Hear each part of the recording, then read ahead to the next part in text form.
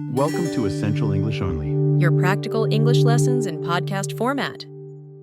Hi, I'm Alex, your English teacher who only teaches what you'll actually use.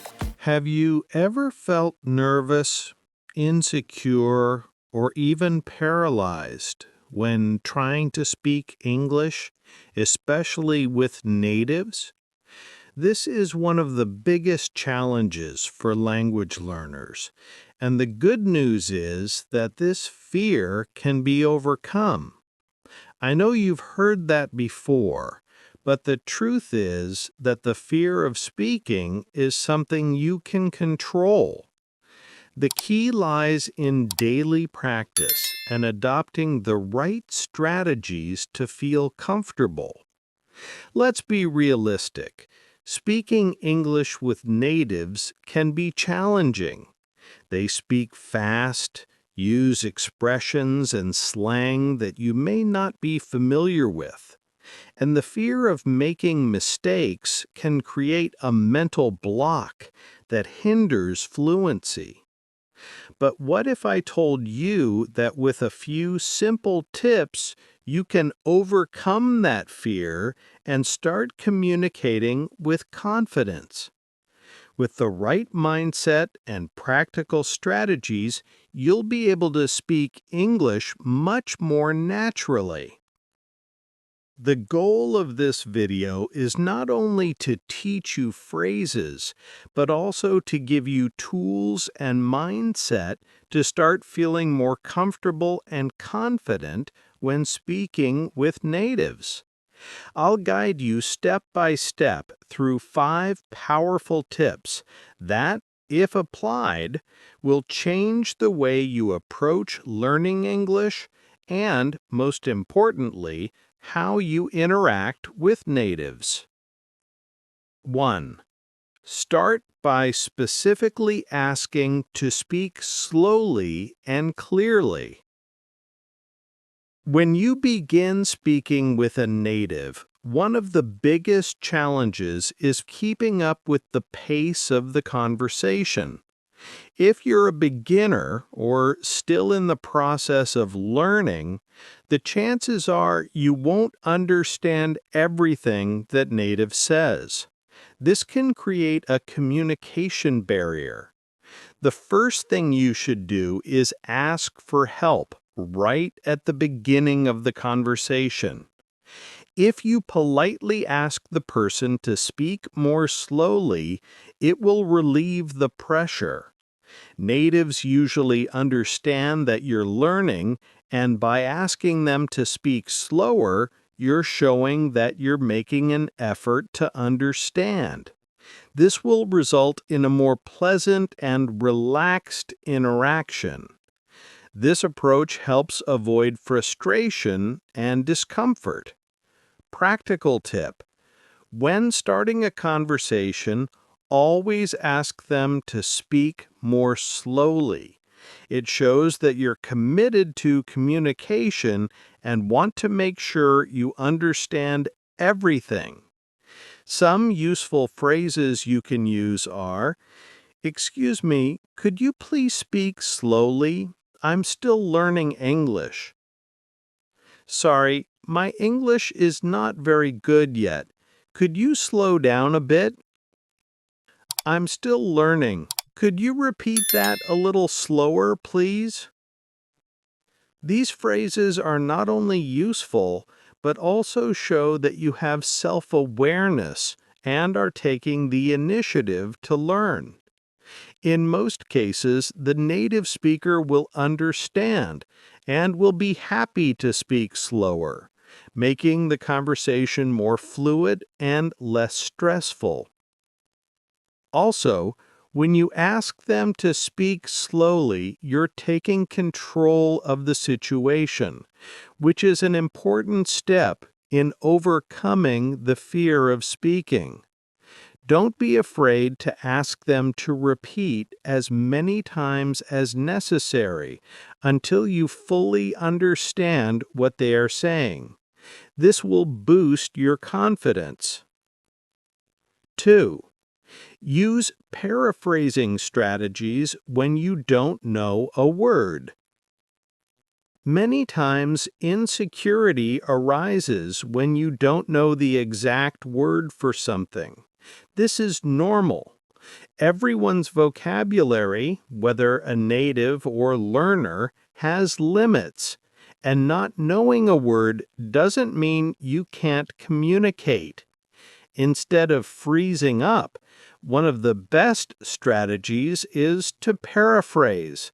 That is, explain what you want to say in other ways.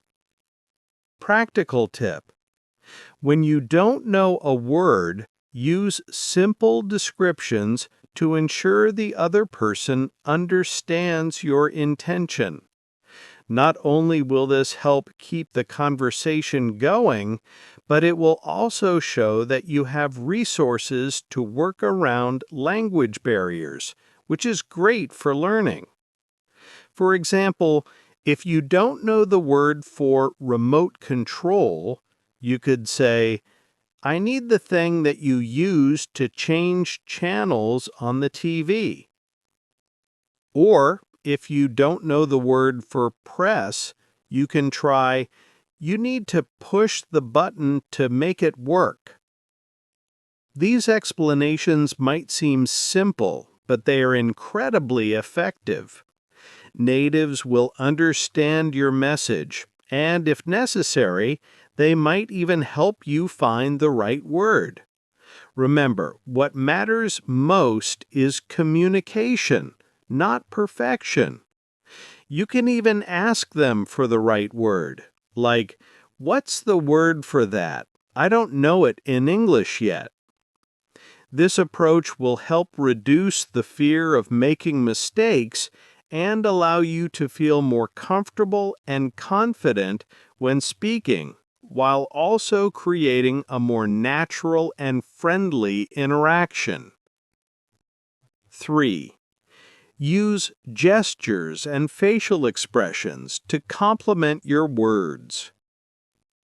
When we're learning English, we often feel insecure about our pronunciation or our ability to express something correctly. A simple way to overcome this insecurity is by using gestures and facial expressions to complement your verbal communication. Practical tip: don't be afraid to use your body to express yourself. Nonverbal communication can be a powerful ally to ensure you are understood. Often, gestures are universal and can help clarify what you mean, especially when you don't know the exact vocabulary. For example, if you're ordering something in a restaurant and you don't know the name of the dish, but you know what it looks like, you can show it with your hands. "I want something big with rice and chicken," while showing the size with your hands. Or if you're asking for directions, but you don't know the name of the street, you can point in the right direction while saying, "I'm looking for a street. It's over there," while pointing in the direction. These gestures help reinforce your message and ensure the other person understands what you're trying to say, even if the words don't come out perfectly. Communication becomes more effective and you feel more at ease, knowing you have other tools besides words to express yourself. Hey, do you feel your English improving here?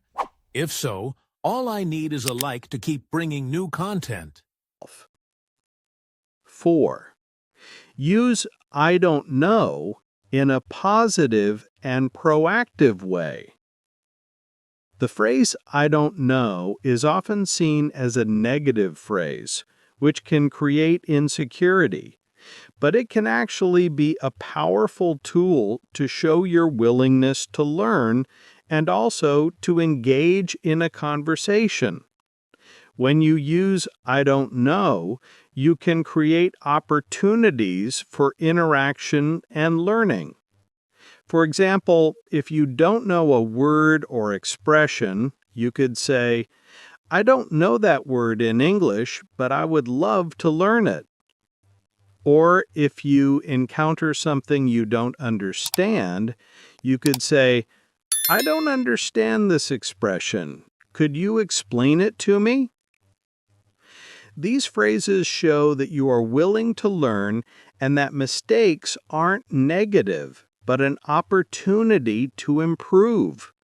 By using I don't know this way, you turn a potential weakness into a strength, showing that you're always eager to learn. 5. Be proactive in asking for feedback and interaction. One of the most effective ways to improve your communication is by asking for feedback directly. Asking the native speaker to tell you what you could improve on will help you identify your strengths and weaknesses in speaking, while also boosting your confidence. Practical tip: at the end of a conversation, ask politely whether what you said was clear or if there were any pronunciation mistakes. This will not only help you improve, but also show that you have humility and a genuine interest in learning. Feedback will help you identify areas for improvement, and natives are usually happy to help, especially when they see that you're committed to learning. Mini practical challenge. Now that you have these 5 powerful tips, it's time to put them into practice. Choose one of the tips you liked the most and use it in your next conversation with a native. Whether it's asking for them to speak more slowly, using gestures to complement your speech, or even asking for feedback, the important thing is to keep practicing every day. Regular practice will take you far. Conclusion. Today, you learned how to overcome the fear of speaking English with natives with 5 powerful tips. The key is to practice regularly and not be afraid to make mistakes. Every conversation is an opportunity to improve and gain more confidence. Don't forget that mistakes are part of the process, and with time, the fear will disappear. Keep using these strategies and applying what you learned today. With dedication and persistence, you'll soon be speaking with confidence in English, without worrying so much about perfection. Remember, consistency is the key to fluency. Engagement question: which of these tips do you think will be most useful in your next conversation with a native? Comment below. I'm Alex, and this is Essential English Only. Keep listening, repeating, and developing your English every day. You really learned what matters. See you in the next lesson, focusing on the essentials.